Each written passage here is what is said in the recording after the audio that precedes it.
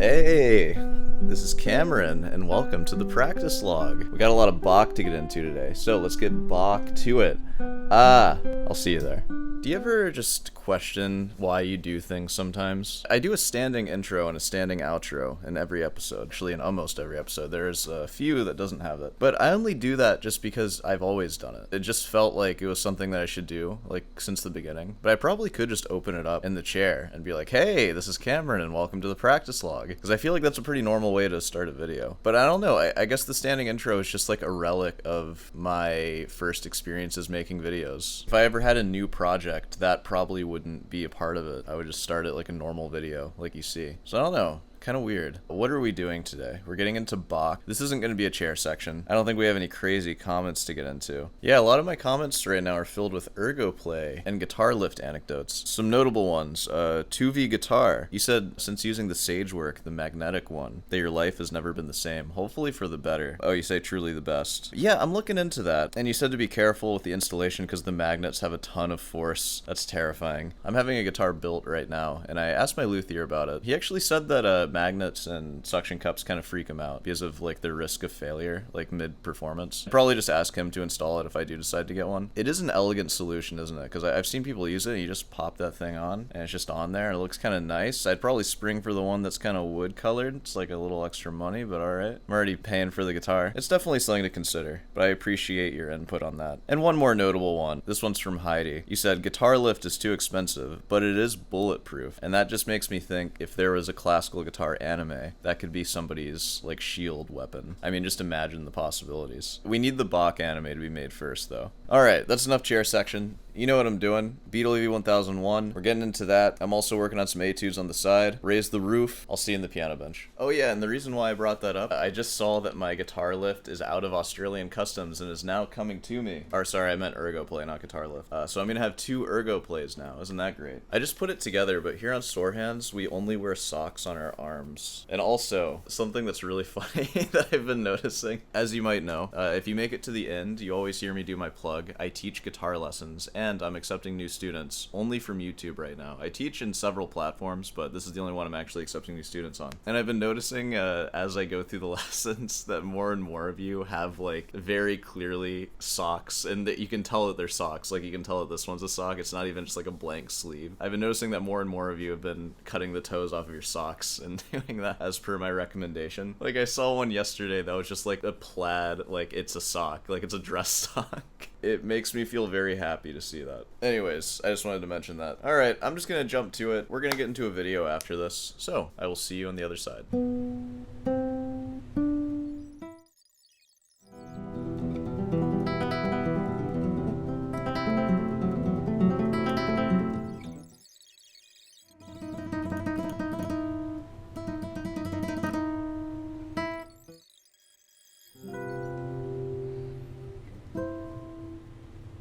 Alright, I think I'm about done. I didn't practice for like too long today, but I think I'm gonna practice more in the middle of the day. Let me bring you closer. I've been working a lot on the adagio and the fugue. Kind of at an in-between point with the adagio right now because I'm changing so much stuff about it. I'm changing a lot with the presto too. In fact, the only thing that's kind of stable right now is the Siciliana, and I don't even have it memorized. I'm gonna play the Siciliana this time. I'm just gonna play through it. Here we go.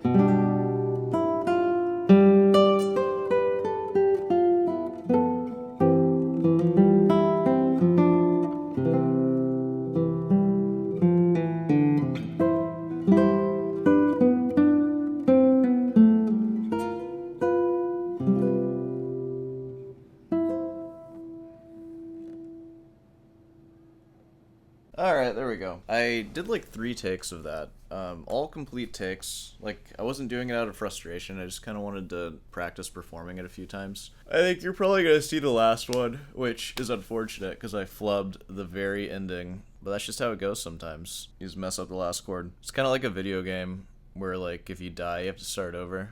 And you like, kind of freak out at the end. I know y'all know what I'm talking about. I'm not done for the day. Of course there's going to be a night session, but I'm probably going to practice like in the afternoon as well. But let's take a little bit of a break. Yeah, let's make our way to the computer, shall we? Back at it again. What are we up to today? Well, we have the Bach documentary. We do have that. Are we going to get into a listening today? I don't think so, honestly. Yeah, it's got a sick looking headstock. It's a steel string though. Okay, well this is kind of relevant to us. I was gonna look at the Bach documentary, but then I went on over to the Be Inspired page that I'm subscribed to. I like their subtle National Geographic's logo, and they have a pretty confronting video here. I had the most powerful activation of my life. Did you? You should keep that to yourself. Is messing up your entire vibration, quotes, hidden frequency used in mainstream media. And it says hip-hop, and then I believe that is Kanye West. They call it the phantom frequency. I'm intrigued. So I'm here to check. This is the kind of video I'd watch for an extravaganza, but we don't do those anymore, so I think I might need to throw in some of these. Oh, dude! I need to get me one of those! So that was a drum machine. In today's music, the 808 refers to a percussion sound known for its booming, low-frequency bass. Yeah, the 808 kick. It's dope. Who doesn't love that? Famously popularized by the TR-808's bass drum, often called the 808 kick. It's a key element in hip-hop, trap, and EDM. Heck yeah. The 808 exists in the lowest chakra of your body. The majority... What? Oh man. I know that there's been a lot of crazy stuff with Kanye West. I've never actually seen any of it. Like, I know that he was on, like, InfoWars, and I know he said a bunch of insane stuff. I never actually watched any of it. So this is sort of my first introduction to that. It's in the lowest chakra. I hope he talks more about what he means by that. Lowest chakra of your body. The majority of content that's related to the 808 is killer or sexual content. The original Dude, that content sounds dope. Killer or sexual content? Can I get some of that in my guitar? Was even off pitch. So that meant it's an actual dude, that's a sin. It's off pitch. So that meant it's an actual sound in a track that you don't realize is there that is fucking up your entire frequency. Guys, tune your 808s. For God's sake. Quite disturbing, right? Let's listen. That's some confronting information. How low is an 808 really? Because it's not a sub bass, is it? Let me get an 808 sample up in here, please.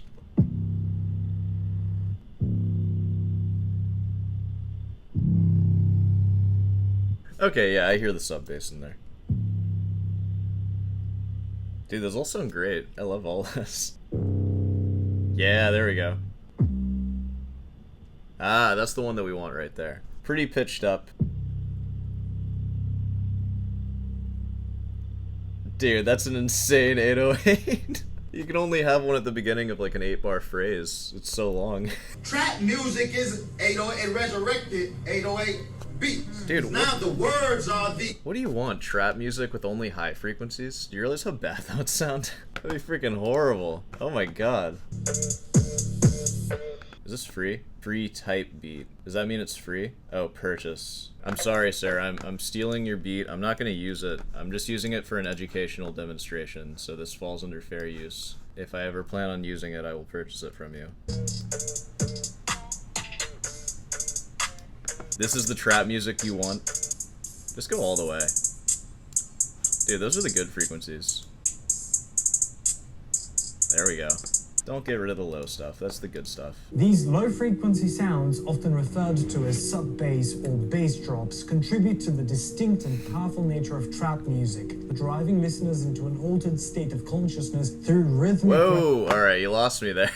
Wait, what is this trap music you're listening to? We're not watching this. We're watching the Bach documentary. Sorry, guys. Respond to pattern in nature, and when they find it, they try and categorize it and put rules around it, and then they try and break it kind of sounds the same. And that's the fun bit, is playing with the pattern that they find. And I think it's an intuition that he has, not as a mathematician as such, but more broadly as a scientist. Cool. In his own Thank you. lifetime, Bach was far more famous as a performer than as a composer.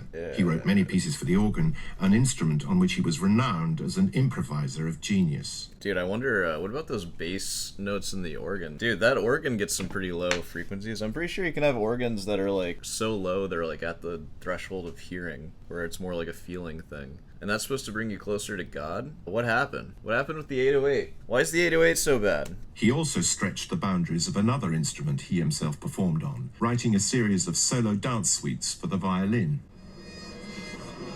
That sounds great. I'm sorry. She's not actually playing. It's not fair. That was written for the solo violin ever before. He just takes the violin to a completely into a different realm. Dude, wow, there's like no difference between this and the last video. The language is like the same. From the violin to do very unviolinistic things, like triple stops, quadruple stops. Dude, get wrecked. A quadruple stop on guitar is like kind of a small chord. Polyphonic writing, fugues. Fugues were written for harpsichords and for organs and for orchestras, but not for one Guitars, I'm just kidding. violin. They weren't.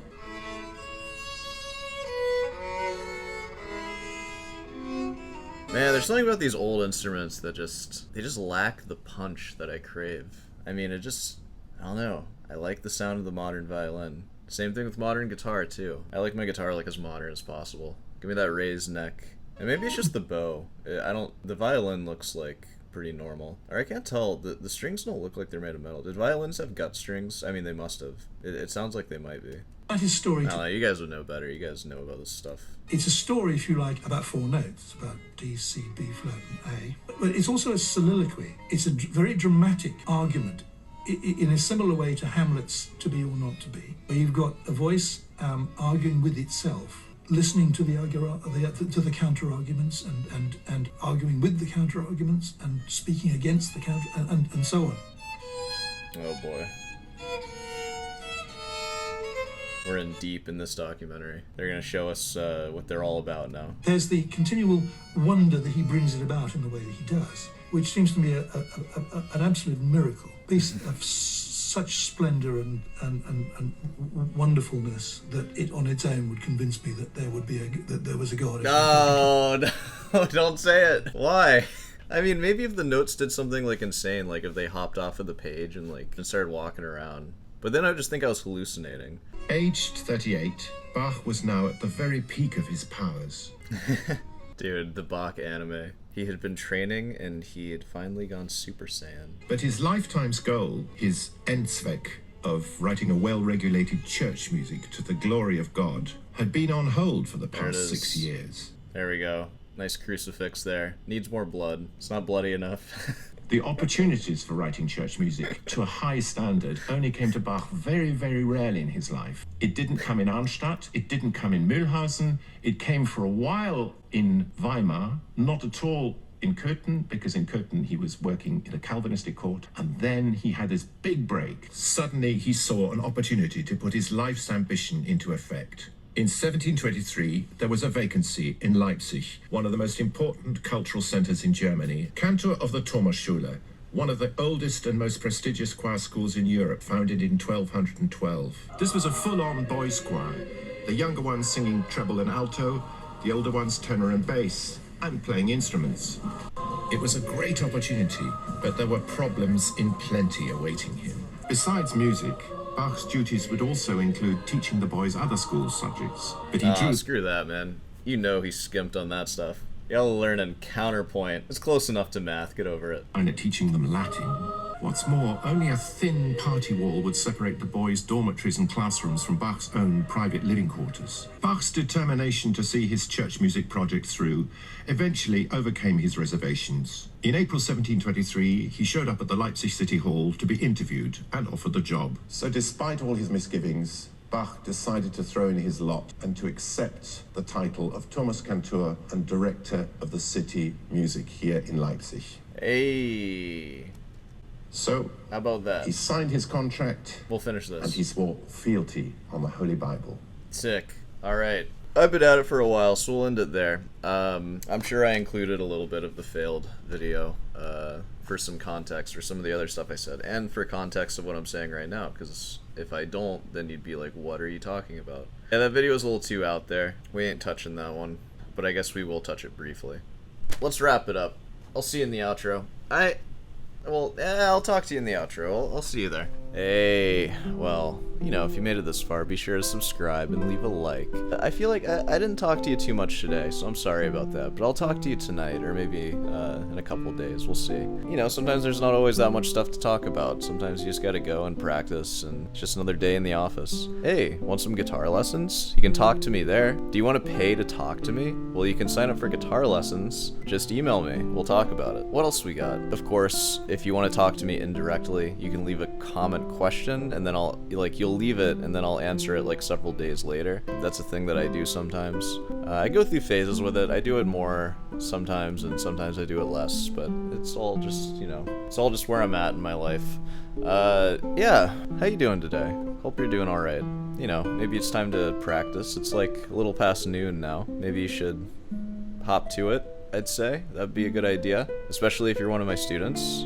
It's time to get to it. Come on. Scales.